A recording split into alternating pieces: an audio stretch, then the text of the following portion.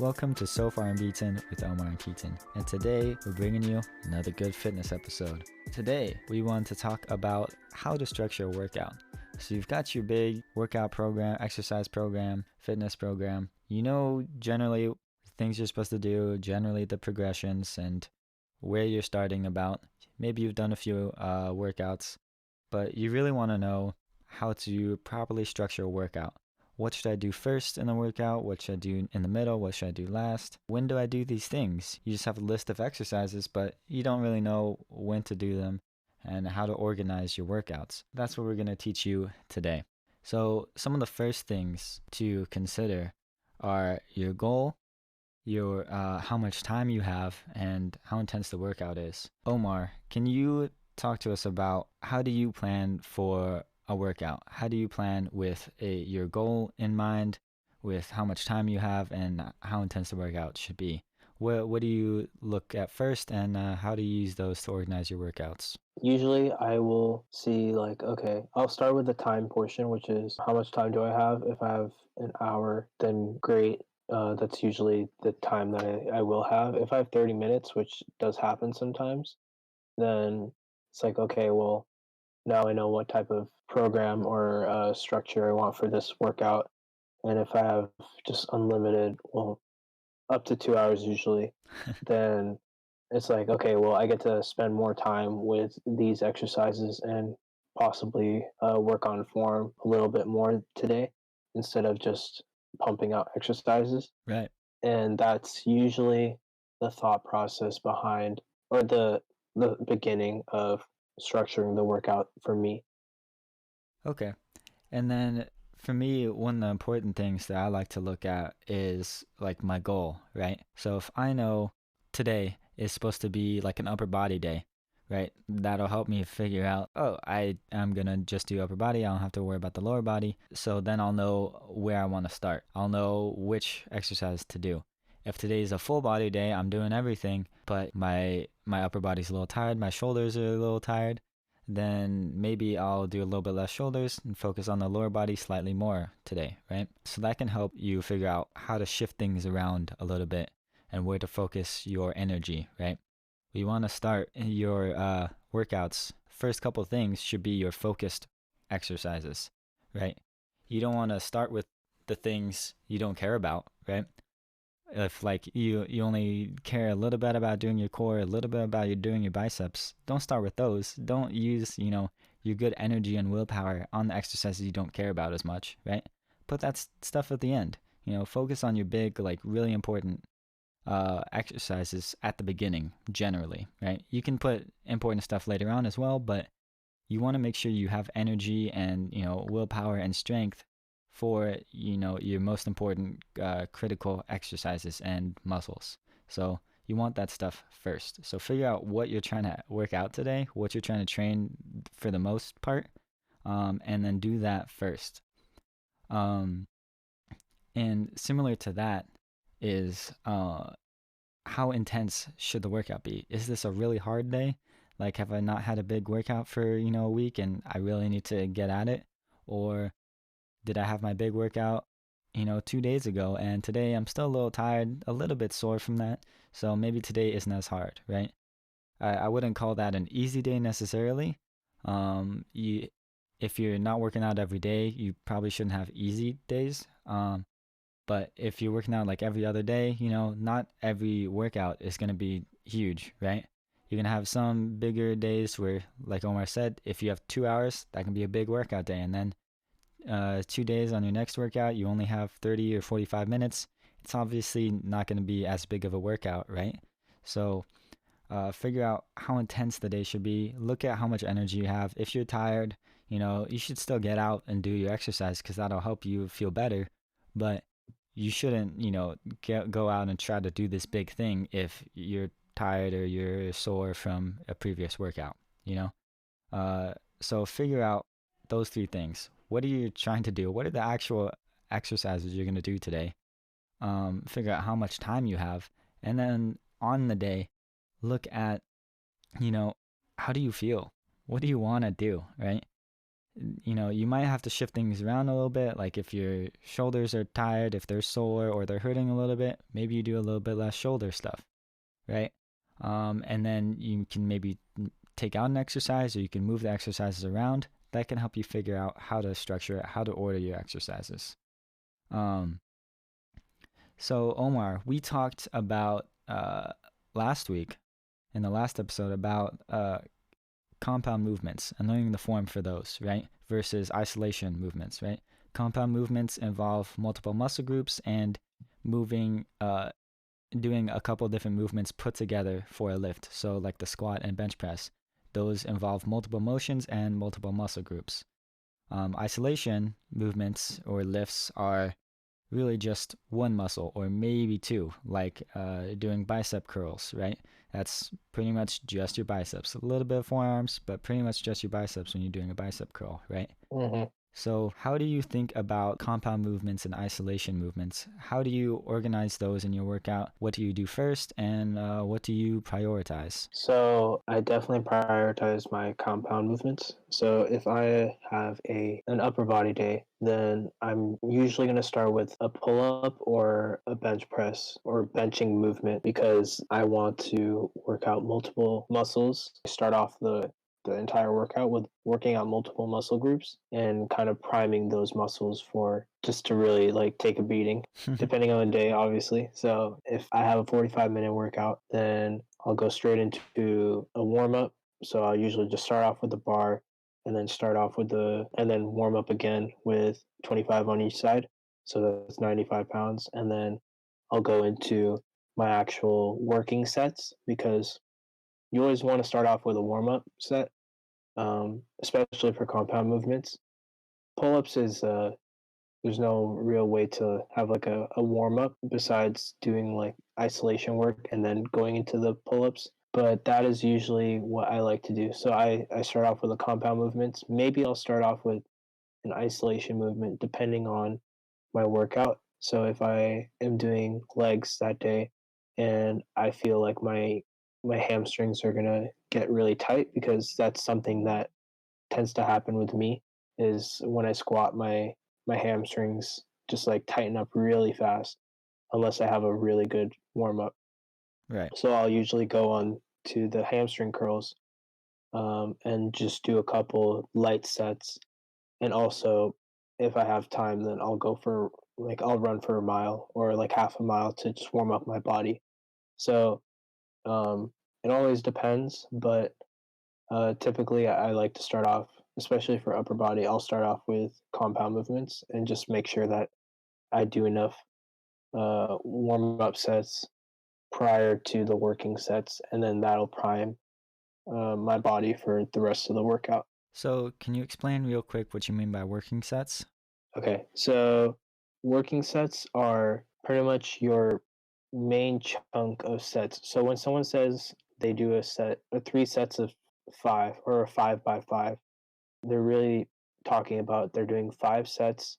So they're doing a set, they rest, they do a set, they rest, and for each set they'll do 5 reps. And that's 5 working sets because some people like to do, like for me, I like to do maybe like 6 or 7 sets for an exercise like the bench press, but only 4, maybe 5 of those sets are me working at we'll say my threshold.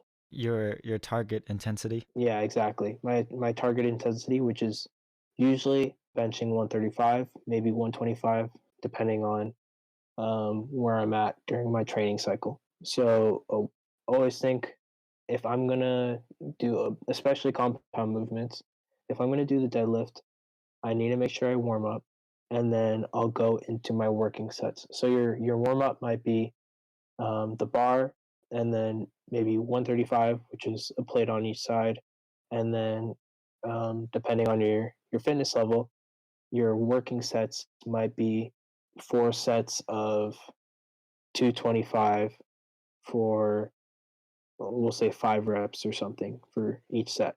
So those are your working sets. Um, so it helps you differentiate between a warm up and your actual workout. where you're actually like pushing your body to a threshold. Right. So, uh, like Omar and I were saying earlier, right? You want to start with the complex exercises, the compound exercises and movements first, and as well as your target exercises. What are the big lifts you want to do today? What is the most important lift and second most important lift? Figure those out. Do those first. And then you can work towards doing, your secondary exercises, secondary lifts, things are that are slightly less important. They're not your main lifts, but you still definitely want to hit them. Then you want to work towards those things, right? And then less and less important as you go on, and potentially things that use less energy later on as well, right? Because you're going to be tired towards the end of your workout, the last third of your workout. You don't want to have this super big hard thing at the very end. So work towards isolation movements towards the very end, things that only use one or two muscles, and things that won't be as taxing on your body towards the end. Another thing to add to that is a big reason why people decide to, or why it's recommended to do compound movements at the beginning of your workout compared to the end is like what Keaton said. If you're working out and you do all your isolation exercises and then you're doing your compound movement at the end of your workout, um, you're more at risk for injury because you're pushing yourself to a limit, especially if you're going 80-90% of your maximum um, intensity. You're really setting yourself up for a possible injury, and you don't want that. So you always want to make sure you start with the harder exercises, so then you have more energy to complete those to your best ability. And then with isometric, or with um what's the word? I'm blanking. Uh Isolation? yeah, sorry. Isolation exercises. With isolation exercises, there's more room for failure. So you can push yourself with a bicep curl to literal failure, and there's very minimal amount of risk for injury because the dumbbell just goes down, and you Yeah. unless you like lose your grip strength and it just drops and then it goes on your foot, which hopefully doesn't happen and honestly rarely happens. So but with the bench press you can get really tired and the bar could possibly crush you. Yeah, And fall you've on seen your plenty neck of and that'll gym hurt. fails, yeah. There's been plenty of gym fail videos, and you don't want to be a part of that. So Have you ever been a gym fail, Omar? I probably have, but I don't remember. I definitely there was one time where I was on the, what was it called? The leg press, and I was doing like 40 or 50 reps on the leg press, and Oh man. after I got up, like I was just so dizzy, I almost fell over. Like I pushed myself so much. I had like I think two plates on it, so it wasn't too much weight. It was just a burnout, and at that time, I was like, let's do 50 reps to finish off the workout. And like my head was just like pumping with blood. Yeah, not a good time. Yeah. But, anyways, Uh, yeah. so, uh, Omar, what are some, like smaller structures to your workouts? So, we talked about going from complex to simple, big to, less important. But how do you actually structure them? You said like 3x5, 5x5. Um, Mhm. and I know we want to talk about supersets and circuits as well. So can you explain, some basic like exercise structures and well, I guess we can start with what are supersets and what are circuits and what are they? How do I use them? Okay. So supersets are pretty much when you have two exercises. We'll say um, the shoulder press or the seated shoulder press, and we'll say seated bicep curls. So you have two different exercises, and you pretty much have them back to back with no rest. Like So immediately, right? immediately, um, the shorter amount of rest time, the better. That's what I always try to preach and what I always try to like drill into my friends when I'm working out with them. Um, because like you'll be tired, but the whole point of the superset is to push yourself. And depending on the two exercises that you put back to back, it might be more of a muscular endurance or cardiovascular endurance, depending on, again, the workouts that you're doing. Right. Um, and with a circuit, it's pretty much having, we'll say, 4 or 5 exercises in a row. Not as usually not working out the same muscle group, and usually with a group because it just makes it easier that way. And um, circuits, there's more, I guess, more room to play with. Like you don't have that strict structure where it's immediately after like the superset. Right. For You could me, take a I little like to bit of do, rest, right? yeah, you can take a rest between each exercise, or depending on the instructor or how you like to do your circuits, you can do them back to back to back, no rest. And then just do that in a circle, I guess. Like you do 4 different exercises, you're done with those 4, and then you do it again, and then you do it again, and you'll do that for, we'll say, 3 circuits or 3 sets, I guess. Right. So that's a superset, which is back to back, no rest, and then circuits where you have um, 4, 5, 6, 7, 8 exercises in a row. Um, Usually done with a group, and you can have rest in between, but sometimes you don't. Just depends on what you want to do for that circuit. And then, yeah, so those are supersets and those are circuits. Right. So supersets are two related exercises back to back, minimal rest, and circuits are multiple 3+ exercises that are more or less unrelated with a little bit more rest, and you do multiple sets of them, right? Hmm. So you do your 5 exercises, you do them all straight through, and then you'll do them again after a little bit of rest. Awesome. Do you use supersets? Do you use circuits? I do. I use both, especially at home, because it helps kind of like push yourself more, especially when I don't have dumbbells that are heavier than 10 pounds. Um, so it kind of limits the amount of stuff that I can really do with the dumbbells. Right. Um, so I like to do supersets to push a certain muscle group. So I also have bands, and I'll use the bands to usually work out my shoulders, and I'll do shoulder raises with the bands, and then I'll do lateral raises with the bands back to back, and that'll be my superset.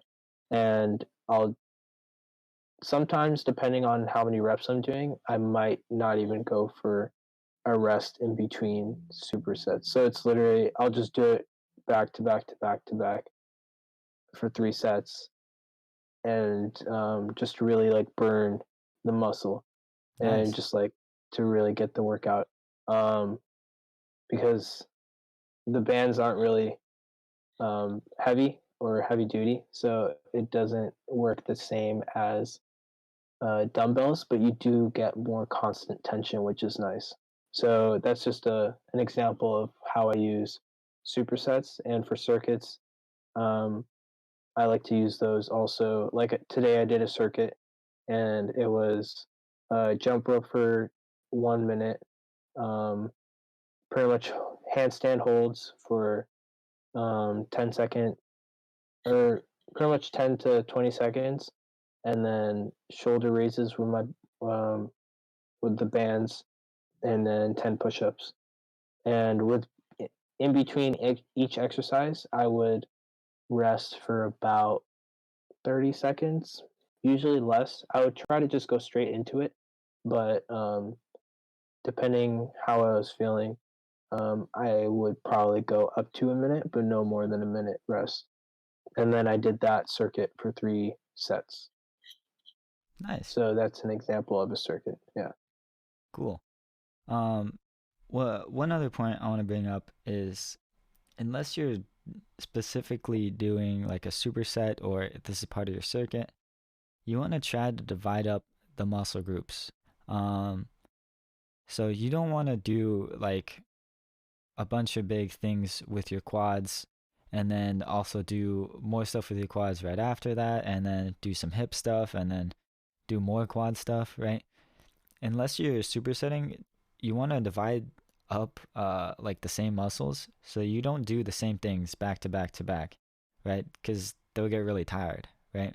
So you can put, other muscle groups, other muscles, and other exercises in between uh, those, like your quads, like if you're doing squats. Um, you don't want to follow up squats with, a bunch of lunges and then a bunch of, uh, like Box jumps. box Yeah. jumps or like quad isolation stuff, uh, Hmm. because you're gonna get really tired unless that's specifically your goal, unless that's exactly what you're trying to do, and you're managing the weights and the sets properly.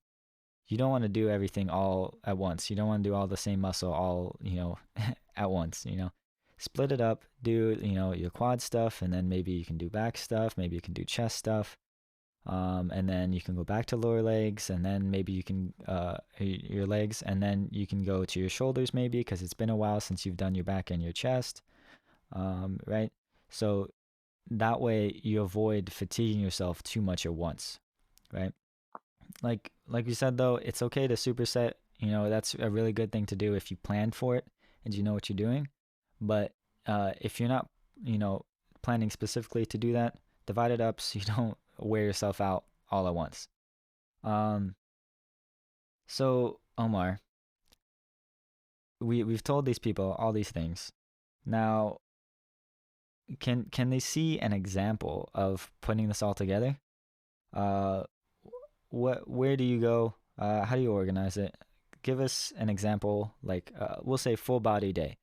Okay, Okay. let's give the people a full body day, broken down. Let's add some supersets, maybe a circuit, but let's show them at least one of those and figure it out from there. Okay. So for a full body day, um, I'll usually, this isn't like the structure for each full body day, but it is a good structure that I like to sometimes follow, which is I'll go for a warm up. So for me, that is running for half a mile to a mile. For some people, that might be boxing or jump roping or on the bike for, like, we'll say 10 minutes. Um, Yeah, so whatever you're warm up, comfortable with. yeah, whatever you like to do is that's your warm up. As long as you get the blood flowing and you feel good. Um, and then the first workout or exercise will be squats. And then you'll do that, or an example would be 4 sets of 5 reps.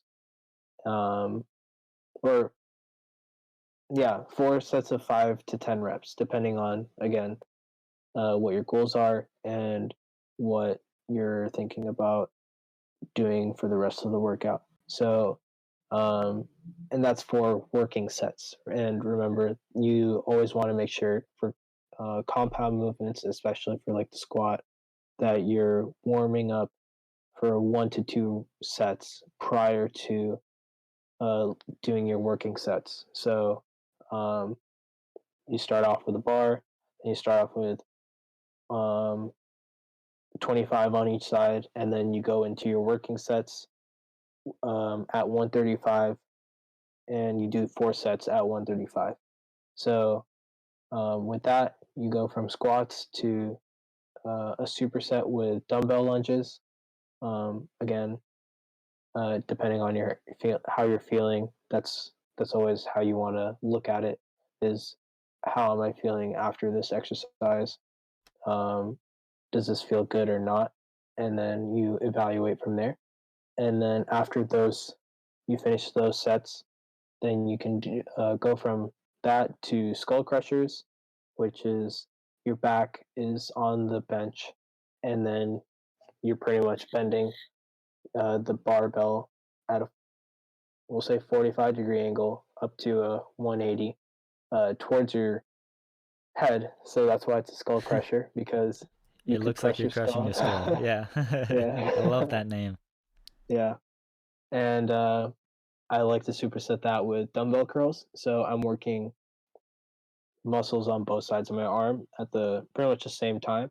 So skull crushers into dumbbell curls, which are, so again, supersets are back to back sets, no rest, and immediately after. So and then once I finish those, then I will go into single leg deadlifts to make sure I finish off the leg portion of my workout. Um, and then after, or the to finish off the hamstrings part of my workout, and then go into box jumps, and that'll finish off my leg workout, and then I'll go target more of my upper body for the second half of the workout. So then I'll go into pull-ups, and then I'll do incline press, superset that with hammer curls, which is pretty much having the dumbbells in your hands and pretty much holding it like a hammer. Instead of having your palms facing forward, Palms they're inside, right? yeah, your palms are facing each other, um, and then you curl the dumbbells. And then the next two exercises would be lateral raises and face pulls. So that would be lateral raises superset with a face pull, so back to back sets, and then tricep pull downs superset with hanging leg lifts to do uh, some tricep work back to or into hanging leg lifts, which is to hit your core a little bit at the end of your workout. So we will link a little doc for this example day so you can look at it. But essentially, that is a full body day, and that works pretty much every muscle. What were the muscles that we were missing? We're missing calves. Ah, yes, yes. So we hit a little bit of the calves with the box jump and maybe the squats, but Mm. we never specifically target the calves in this. So in a full body day, you don't necessarily hit every single muscle. We only barely have the forearms because we get, well, pull-ups, the hammer curls gets a little bit more of your forearms, and the hanging leg lifts gets a little bit more of your forearms, but we miss calves and forearms a decent amount. But technically, we hit every single muscle group. Pretty much every muscle. That's kind of how you want a full body day to be, where you're hitting every muscle group and you're making sure that you're not working out any muscle too aggressively, because the whole point of full body is to work out more frequently, and to hit each muscle group more frequently, so then you get that stimulus Right. 3 to 4 times a week compared to working that muscle group once a week. Yeah, once or twice a week. So yeah. Awesome. We explained a lot of good things about how to structure your workout, some good microstructures like the supersets and circuits, and we even gave the people an example to look at later. So as always, like Omar said, we're going to have a link to the workout in the description. We're going to have links to some other good sources on supersets, circuits, and how to plan your workouts, how to structure your workouts. And we'll see you again next week. Peace out.